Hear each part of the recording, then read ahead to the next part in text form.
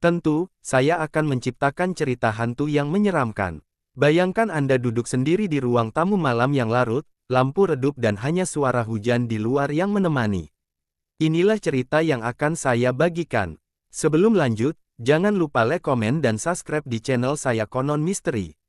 Ada sebuah rumah tua di desa terpencil, rumah itu sudah lama kosong dan hanya dikenal dengan cerita menyeramkan yang mengitarinya. Penduduk setempat sering mendengar suara ketukan dari dalam rumah saat tengah malam, meski tak ada seorang pun yang tinggal di sana.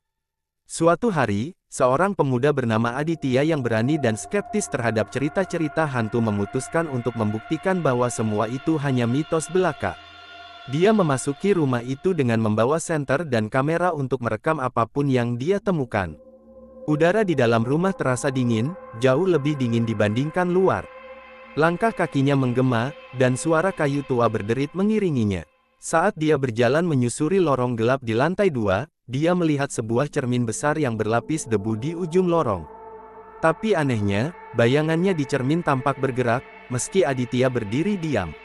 Saat dia mencoba membersihkan debu di cermin, bayangannya menyeringai dan menghilang, meninggalkan cermin itu kosong. Tiba-tiba, suara langkah kaki terdengar dari tangga. Langkah itu semakin mendekat, meski tak ada sosok yang terlihat. Aditya merasa jantungnya berdetak sangat kencang. Dia mencoba meninggalkan rumah itu, tapi pintu depan yang tadi terbuka kini terkunci dengan sendirinya. Sambil mencari jalan keluar, Aditya mendengar bisikan yang mengerikan, seperti suara perempuan yang mengucapkan namanya dari berbagai arah. Dia berlari menuju jendela besar di ruang tamu, mencoba membuka jendela itu. Ketika dia melihat keluar, bayangan seseorang berdiri di bawah pohon beringin, tetapi kepala sosok itu terbalik, dengan mata merah menyala yang menatap langsung ke arahnya. Dengan keberanian terakhir yang dia miliki, Aditya menabrakkan tubuhnya ke jendela hingga pecah. Dia berhasil melarikan diri, tapi keanehan tidak berakhir di sana.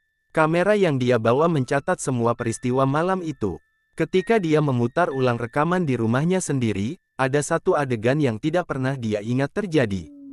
Sosok perempuan berwajah pucat dan berambut panjang terlihat berdiri di belakangnya sepanjang waktu dia berada di rumah itu. Bagaimana, cerita ini cukup menyeramkan. Jika Anda ingin lebih banyak cerita seperti ini, saya siap menciptakannya lagi.